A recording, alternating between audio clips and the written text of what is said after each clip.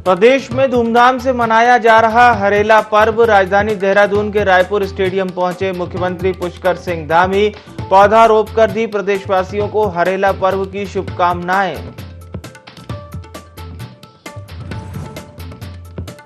उत्तराखंड में शुरू police app और ई-एफआईआर सेवा। मुख्यमंत्री पुष्कर सिंह धामी ने की शुरुआत। कहा, जनता को मिल पाएंगी अब बेहतर सुविधाएं।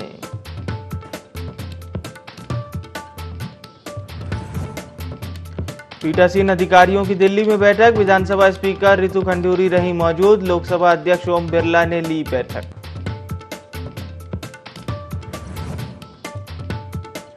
- 2024 तक टीबी मुक्त बनेगा उत्तराखंड। स्वास्थ्य मंत्री धन सिंह रावत ने अधिकारियों के साथ की बैठक। प्रदेश को टीबी मुक्त बनाने अधिकारियों को दिए निर्देश।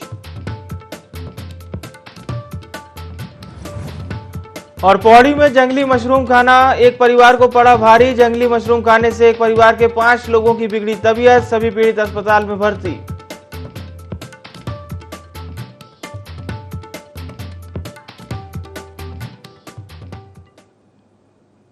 नमस्कार, स्वागत है आप सभी का देवभूमि लाइव में। मैं हूं विवेक पांडे आपके साथ। बुलेटिन की शुरुआत करेंगे बड़ी खबर के साथ जो कि देहरादून से मिल रही है। सीएम पुष्कर सिंह धामी ने पौधरोपण किया है।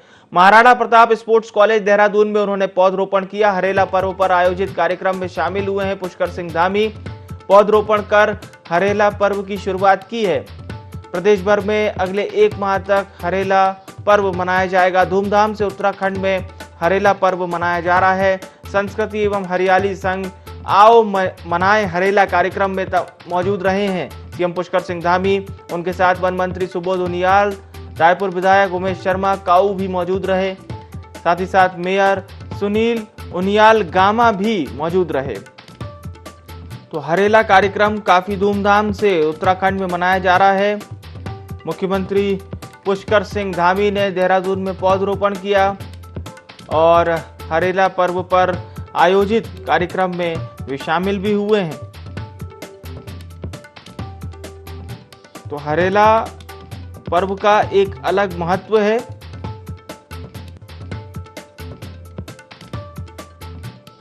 हरेला पर्व वैसे वर्ष में 3 बार आता है, चैत्र माह, श्रावण माह और अश्विन माह में, और हर मौसम के बदलाव का सूचक है। इसे उत्तराखंड के कुमाऊं में खासतौर पर काफी धूमधाम से मनाया जाता है। प्रिंसिपल करस्पॉन्डेंट कैलाश बिष्ट हमारे साथ जुड़ चुके हैं। कैलाश, ये न केवल उत्तराखंड की संस्कृति से जुड़ा हुआ पर्व है बल्कि साथ ही साथ हर ऋतु परिवर्तन का एक सूचक भी है, जिसे उत्तराखंडी बड़े ही धूमधाम से मनाते हैं। और आज मुख्यमंत्री पुष्कर सिंह धामी ने भी कहीं ना कहीं यही परिचय दिया है, यही संदेश उत्तराखंड के लोगों को दिया है। बिल्कुल बिल्कुल। जिस तरीके से आज बात करें, हरेला पर्व बहुत ही धूमधाम से उत्तराखंड में मनाया जा रहा है। और जाहिर तौर पर ये पर्व सिर्फ एक पर्व नहीं है बल्कि हरियाली का एक बहुत बड़ा संदेश है, पर्यावरण संरक्षण का एक बहुत बड़ा संदेश है। और आज मुख्यमंत्री धामी ने इसकी शुरुआत आज देहरादून से की है। हालांकि सिर्फ आज से ही ये कार्यक्रम शुरू नहीं हुआ विवेक। 23 जून से इस कार्यक्रम को पूरे प्रदेश में यहाँ पर मनाया जा रहा है। और जिस तरीके से अगर बात करें तो जो अगर बीजेपी संगठन की मैं बात करूं, बीजेपी संगठन ने 5 लाख पौधे लगाने का निर्णय लिया है। जिस तरीके से जो पूर्व कैबिनेट मंत्री थे अरविंद पांडे, उनको जिम्मेदारी दी गई है, उसी तर्ज पर पूरे प्रदेश में जहां पर आज न सिर्फ सरकार बल्कि विपक्ष से लेकर तमाम सामाजिक संगठनों से लेकर जितने भी विभाग हैं, विभागाध्यक्ष हैं, विभाग के कर्मचारी और अधिकारी हैं, तमाम लोगों द्वारा इस हरेला पर्व को बहुत ही यहाँ पर धूमधाम से मनाया जा रहा है। मुख्यमंत्री आज इस बात को लेकर पूरे प्रदेशवासियों को यहाँ पर शुभकामना संदेश भी उन्होंने दिया है, बधाइयां भी दी है। और साथ ही ये अपेक्षा उन्होंने की है कि पेड़ आप जरूर लगाएं, लेकिन पेड़ लगाने के साथ साथ उस पेड़ का संरक्षण भी आप करें, उस पेड़ का बचाव भी आप करें, ताकि आने वाले समय में ये पेड़ लोगों को ऑक्सीजन देने का काम कर सके, जो पर्यावरण का जो संरक्षण है उसको यहाँ पर देने का काम कर सके। क्योंकि हमें विवेक ये नहीं भूलना चाहिए कि जब कोरोना काल में जो महामारी आई थी, उस महामारी में सबसे ज्यादा मौतें ऑक्सीजन की कमी के कारण हुई थी। और तब से ही पर्यावरण जागरूकता को लेकर लोग बड़े संजीदा हैं, मुख्यमंत्री सरकार बड़ी संजीदा है। और आज अगर इसको हम उस रूप में यहाँ पर ले कि पर्यावरण संरक्षण और ऑक्सीजन को लेकर ये बहुत ही महत्वपूर्ण है, तो कहीं ना कहीं इसमें दो राय नहीं कि लोगों को इस चीज को समझने की बहुत ज्यादा आवश्यकता है। बिल्कुल बिल्कुल सही कहा आपने। और मुख्यमंत्री पुष्कर सिंह धामी ने यही संदेश प्रदेशवासियों को दिया है। और हरेला पर्व की शुभकामनाएं भी दी है। बहुत बहुत धन्यवाद आपका तमाम जानकारी हमारे दर्शकों तक पहुंचाने के लिए। तो हरेला पर्व पर ये विशेष कार्यक्रम का आयोजन हुआ जिसमें प्रदेश के मुखिया पुष्कर सिंह धामी शामिल हुए।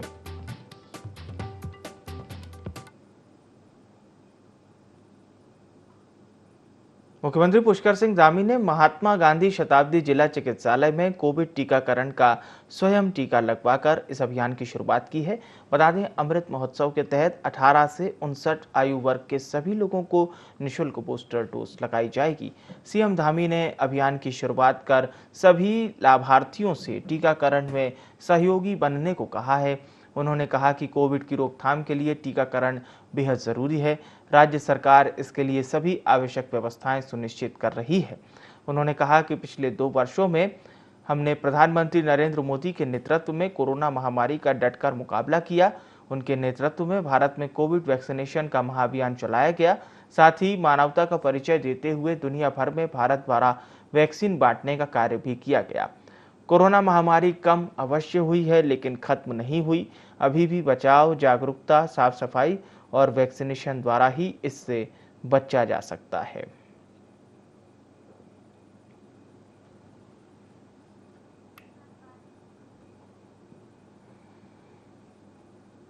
मुख्यमंत्री पुष्कर सिंह धामी ने शुक्रवार को मुख्यमंत्री कैंप कार्यालय स्थित सभागार में उत्तराखंड पुलिस ऐप और ई-FIR सेवा का शुभारंभ किया। बता दें कि उत्तराखंड पुलिस की 5 विभिन्न ऑनलाइन सेवा का एकीकरण कर नया पुलिस ऐप तैयार किया गया है। इस दौरान मुख्यमंत्री धामी ने कहा कि पुलिस ऐप के माध्यम से जनता को बेहतर सुविधाएं उपलब्ध हो सकेंगी। उन्होंने इसे सरलीकरण, समाधान और निस्तारण के मंत्र के साथ जनसेवा के लिए किया गया बेहतर प्रयास बताया है। इसके साथ ही सीएम धामी ने कहा कि प्रधानमंत्री नरेंद्र मोदी के स्मार्ट पुलिसिंग के विचार को धरातल पर उतारने की भी यह सराहनीय पहल है। वहीं उत्तराखंड पुलिस ऐप में आम जनता को आपातकालीन नंबर 112 और अपने साथ हुई साइबर वित्तीय धोखाधड़ी की शिकायत दर्ज करने के लिए साइबर हेल्पलाइन नंबर 1930 को भी जोड़ा गया है।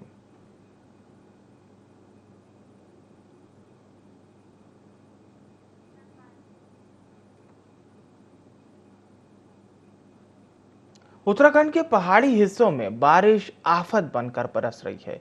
पहाड़ों में हो रही भारी बारिश के चलते जनजीवन अस्त व्यस्त हो गया है। स्थानीय लोगों के साथ ही स्कूल जाने वाले बच्चों के लिए भी बारिश अब आफत बन गई है। बच्चे जान जोखिम में डालकर उफनते गदेरे को पार कर स्कूल पहुंचते हैं। दरअसल एकमात्र रास्ता होने के कारण बच्चे अपने गांव घोड़साल से जान जोखिम में डालकर स्कूल पहुंच रहे हैं। 2016 में आई आपदा के कारण यहां बना पैदल पुल बह गया था, जिसके बाद से आज भी यहां के लोगों को निराशा ही हाथ लगी है।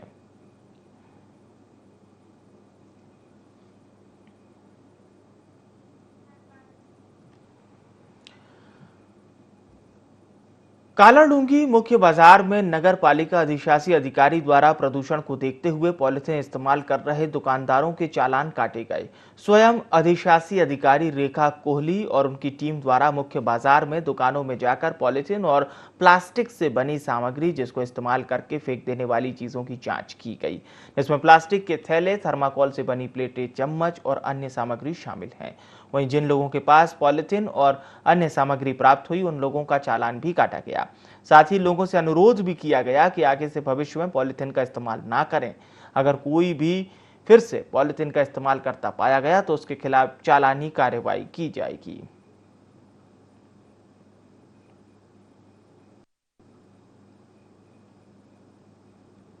पंचायत कालाडूंगी और तहसील प्रशासन के सहयोग से पॉलीथीन को लेकर अभियान चलाया गया है, जिसमें लगभग हमारे द्वारा 10 किलो पॉलीथीन जब्त की गई है और इसमें 1 लाख का जुर्माना भी किया गया है। उत्तराखंड में अब ठगी का नया मामला सामने आया है।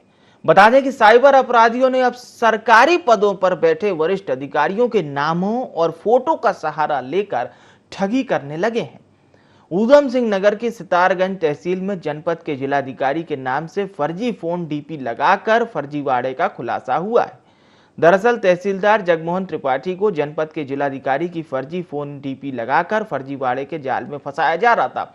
तभी जगमोहन त्रिपाठी को संदेह होने पर जिलाधिकारी से बात कर स्थिति स्पष्ट कर ली गई, जिसके बाद सितारगंज थाने को मामले की लिखित शिकायत दर्ज करवाई गई। वहीं अब इस मामले पर पुलिस जांच कर आरोपी की तलाश कर रही है।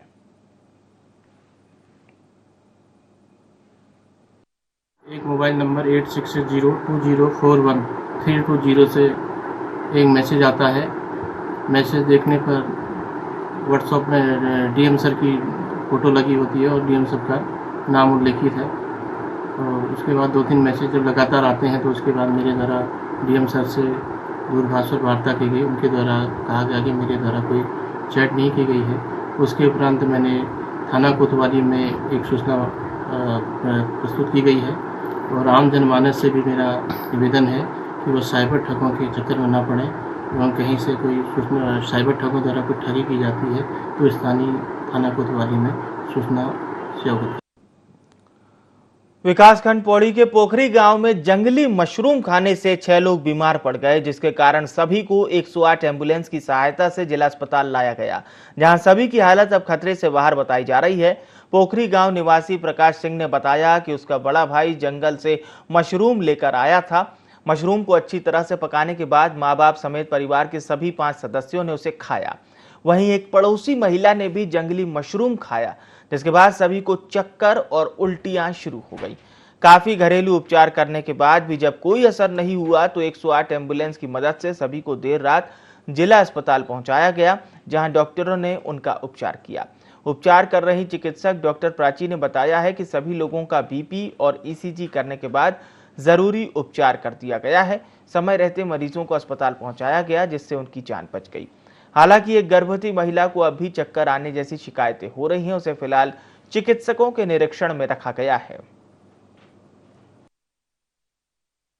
मेरा बड़ा भाई वो जंगल गया था तो वहाँ से मशरूम होता है जंगल वाला, वो लेके आया था एंड उसको बनाने के बाद करीब 1 बजे सब फैमिली ने खाया उसको एंड उसके बाद उनको चक्कर वगैरह आए, चक्कर से लगे उनको, उल्टी वगैरह वॉमिटिंग वगैरह लगी एंड उसके बाद हमने डॉक्टर यहाँ पौड़ी ले आए उनको। पूरे 6 लोग हैं तो 6 लोगों का यहाँ पे उपचार करवा रहे हैं, पौड़ी में लेके आए हैं। इस हॉस्पिटल में भी चल रहा है उनका भी उपचार। ये पूरी फैमिली आई है।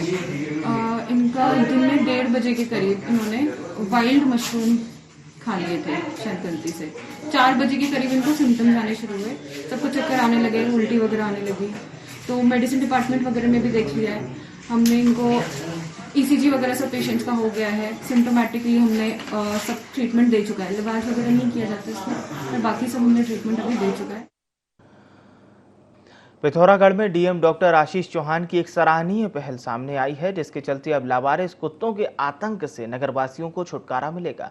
डीएम ने नगर में लावारिस कुत्तों के लिए शेल्टर तैयार करवाने के साथ ही कुत्तों की नसबंदी का काम भी शुरू करवा दिया है, जिसका जिम्मा नगर पालिका को सौंपा गया है। लावारिस कुत्तों का शहर में इतना जबरदस्त आतंक रहता है कि बाजार में लावारिस गाय बैल को भी झुंड में मार देते थे। इस दौरान डीएम ने कहा कि लावारिस कुत्तों ABC centre animal birth centre के भवन का निर्माण कर लावारिस कुत्तों को नगर से पकड़कर शेल्टर में रखा जा रहा है। एनिमल बर्थ सेंटर का प्रोजेक्ट काफी लंबे समय से पेंडिंग पड़ा था। ऑपरेशन स्टार्ट हो चुके हैं, इससे नागरिकों को काफी राहत मिलेगी।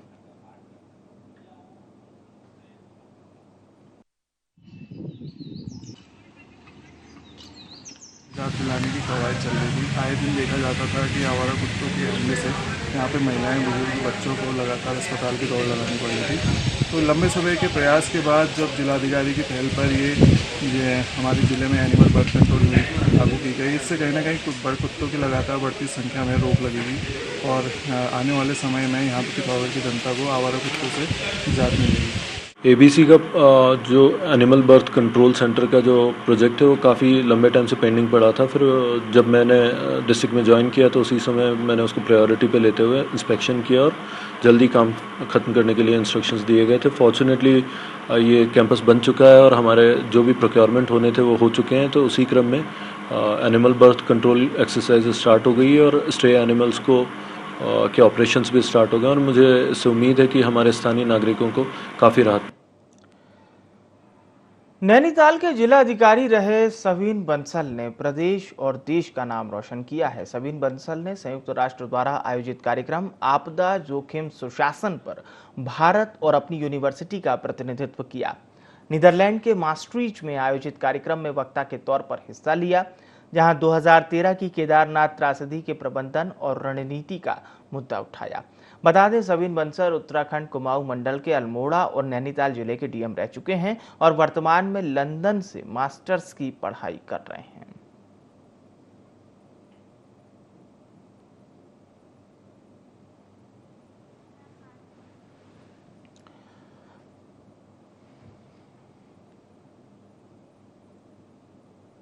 देवाल विकासखंड में ब्लॉक प्रमुख दर्शन दानू की अगुवाई में एक बैठक का आयोजन किया गया, जिसमें बाजार क्षेत्रों में स्वच्छता बनाए रखने को लेकर चर्चा की गई। इस बैठक में विकासखंड के अधिकारी, राजस्व विभाग, बैंक कर्मी समेत स्थानीय व्यापारियों, मकान मालिकों, किराएदारों ने भी शिरकत की। इस दौरान कूड़ा निस्तारण केंद्र बनाने पर भी चर्चा की गई। जो देवाल विकासखंड है उसके स्टार्टिंग में भी और एग्जिट में भी दोनों तरफ कूड़े के ढेर लगे रहते हैं, क्योंकि यहाँ पर कूड़ा निस्तारण का केंद्र नहीं है।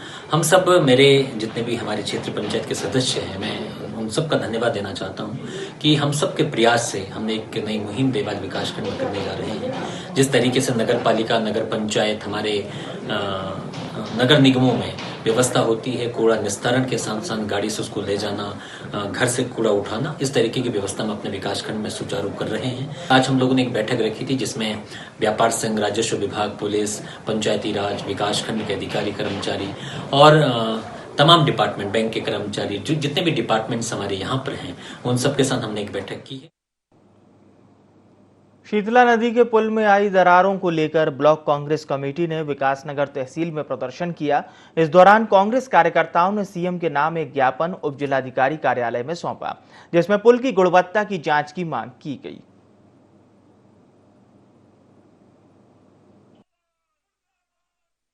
इस तरह से जो ये शीतला नदी का नवनिर्मित पुल है, इसमें अभी 1 महीना भी इस पुल पे यातायात चलते हुए नहीं हुआ, इसमें दरारें देखने को मिल गई। ये पुल कई जगह से बैठा हुआ देखने, अप्रोच रोड बैठी हुई देखने को मिल गई। उसमें क्या कमियां नजर नहीं आई? अगर कमियां नहीं थी तो क्यों दोबारा से उसकी पेंटिंग की गई? क्यों दोबारा उस पे तारकोल बिछाया गया? क्यों दोबारा उस पे मसाला बिछाया गया? कुछ कमियां थी तभी ऐसा हुआ है। और उसमें दरारें दिखी, लोगों ने उसकी फोटो खींची और सोशल मीडिया पे डाली। एक जागरूक नागरिक का फर्ज है, ये किया गया। और आप जो है जांच करने के नाम पर जो है, जो करने वाले लोग हैं उनको बचाने का प्रयास कर रहे हैं, बिल्कुल उचित नहीं है। आज हमने सूबे के मुख्यमंत्री साहब को ज्ञापन उप जिलाधिकारी महोदय कार्यालय के माध्यम से भेजा है और उनसे तमाम बिंदुओं पर हमने जांच की और कार्यवाही की मांग की है। लोहाघाट में सूदखोरी के चलते सब्जी विक्रेता द्वारा खुदकुशी की कोशिश करने के मामले में पुलिस ने 3 लोगों के खिलाफ मामला दर्ज किया है। बताया जा रहा है कि सब्जी विक्रेता सलीम खान ने आरोपियों से 1 लाख रुपए ब्याज पर लिए थे। सलीम खान ने मूलधन सहित ब्याज भी लौटा दिया था। बावजूद इसके आरोपियों ने उससे पैसों की मांग की और उसके साथ मारपीट कर जान से मारने की धमकी दी, जिसके चलते सलीम ने जहर पीकर आत्महत्या करने का प्रयास किया था। फिलहाल पुलिस आगे की कार्रवाई कर रही है। थाना लोहाघाट ऐसे साफ तो किए व्हाट्सएप पे, क्योंकि मैं आज 8 दिन से अपनी बेटी तक को स्कूल नहीं भेज रहा हूँ, क्योंकि मुझे धमकी दे रहा था। ये मैंने इनसे पैसे लिए 1 लाख रुपए लिए, जिसमें जब मैं दोनों को पैसे दे चुका हूँ 1 लाख के करीब 2.25 लाख रुपए। उसके बाद भी आज भी डेट में मेरे पर 1 लाख रुपए निकालना कहना वो तो ब्याज है। मोहम्मद सलीम की तहरीर के आधार पर अभियोग पंजीकृत कर लिया गया है, जिसमें विवेचना की जा रही है और उसके द्वारा लगाए गए आरोपों का के संबंध में गहनता से जांच की जाएगी, तब तदनुसार अग्रिम कार्रवाई की जाएगी। इसमें 3 लोगों के खिलाफ मुकदमा पंजीकृत किया गया है।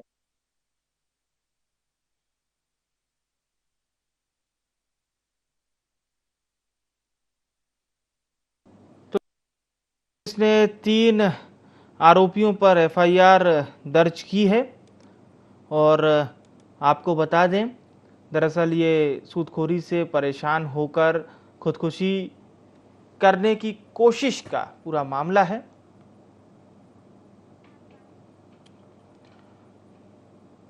उत्तराखंड में भी युवाओं को बूस्टर डोज लगना शुरू हो गया है। 75 दिन तक राज्य में मुफ्त में बूस्टर डोज लगाई जाएगी। दून अस्पताल के सीएमएस केसी पंत ने बताया है कि फिलहाल अस्पताल में कोरोना के 2 मरीज भर्ती हैं। सभी को सैनिटाइजर और सोशल डिस्टेंसिंग की जरूरत है। साथ ही मास्क का उपयोग करने की सलाह दी जा रही है और सभी से बूस्टर डोज लगाने की अपील की जा रही है।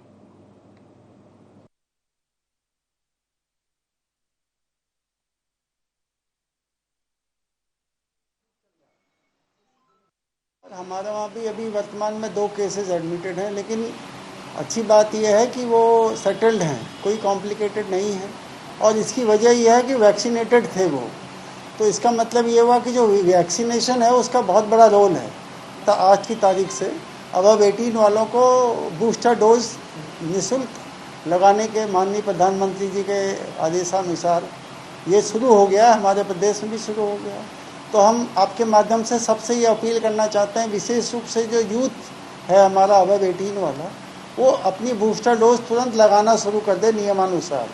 और 75 डेज तक ये प्रोग्राम चलेगा और उसमें 99% सब लोग कवर हो जाएंगे। तो एक किस्म से जो हमारे को कोरोना में जो प्रिकॉशन रखनी है कि डिस्टेंस मेंटेन करना है, सैनिटाइज करना है, मास्क एप्लीकेशन लगाना है। हरेला महोत्सव पखवाड़े के तहत चंपावत जिले के मुख्य शिक्षा अधिकारी जितेंद्र सक्सेना ने लोहाघाट में छात्र छात्राओं के साथ मिलकर विद्यालय परिसर में पौधरोपण किया। इस दौरान मुख्य शिक्षा अधिकारी सक्सेना ने कहा कि पौधरोपण करने के साथ साथ उनकी देखभाल करना भी अत्यंत आवश्यक है, तभी हरेला महोत्सव सफल होगा। वहीं शिक्षा अधिकारी ने विद्यालय के सभी छात्र छात्राओं से हरेला महोत्सव के तहत विद्यालय परिसर में लगाए जाने वाले पौधों की देखभाल करने को कहा। साथ ही पर्यावरण के लिए हानिकारक सिंगल यूज प्लास्टिक का बहिष्कार करने के लिए भी कहा। पौधरोपण कार्यक्रम में नगरपालिका अध्यक्ष गोविंद वर्मा मौजूद रहे।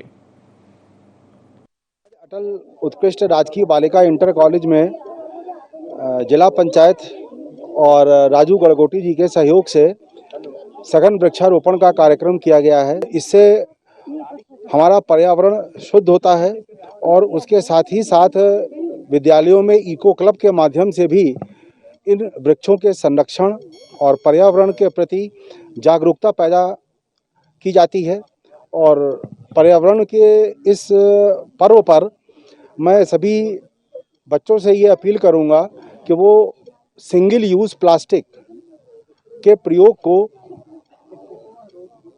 न्यूनतम करने के लिए, मना करने के लिए, कम करने के लिए अपने स्थानीय स्तर पे गाँव में आसपास जागरूकता फैलाएं।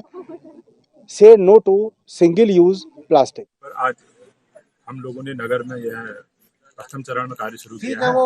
ये हम 1 सप्ताह तक करेंगे और हमारा उद्देश्य है, राष्ट्रीय स्वयं सेवक संघ का उद्देश्य है कि हम लोहाघाट नगर को हरा भरा बनाएं और यहाँ के जितने भी पेड़ हैं उनके संरक्षण के लिए भी हम निजी स्तर पर अपने स्तर से सहयोग कर इन पेड़ों की सुरक्षा के लिए भी कार्य करें। लोकसभा अध्यक्ष ओम बिरला ने संसद भवन परिसर में भारत में विधायी निकायों के साथ पीठासीन अधिकारियों के साथ बैठक की। इस दौरान उत्तराखंड विधानसभा अध्यक्ष ऋतु खंडूरी भूषण ने भी बैठक में शामिल हुई। इस अवसर पर 20 से 26 अगस्त तक हैलिफैक्स कनाडा में आयोजित होने वाले 65वें राष्ट्रमंडल संसदीय सम्मेलन से संबंधित जानकारियों से अवगत कराने के लिए लोकसभा अध्यक्ष ने ब्रीफिंग की। बता दें कि 20 अगस्त से कनाडा में राष्ट्रमंडल संसदीय सम्मेलन का आयोजन होने वाला है। इसमें उत्तराखंड की विधानसभा अध्यक्ष ऋतु खंडूरी भी भाग लेंगी। लोकसभा अध्यक्ष की अध्यक्षता में आयोजित पीठासीन अधिकारियों की बैठक के दौरान विभिन्न राज्यों के विधानसभा अध्यक्ष मौजूद रहे। इस बैठक में अखिल भारतीय पीठासीन अधिकारियों के सम्मेलन से संबंधित मुद्दों सहित भारत में विधायी निकायों के कामकाज से जुड़े मुद्दों के बारे में चर्चा की गई।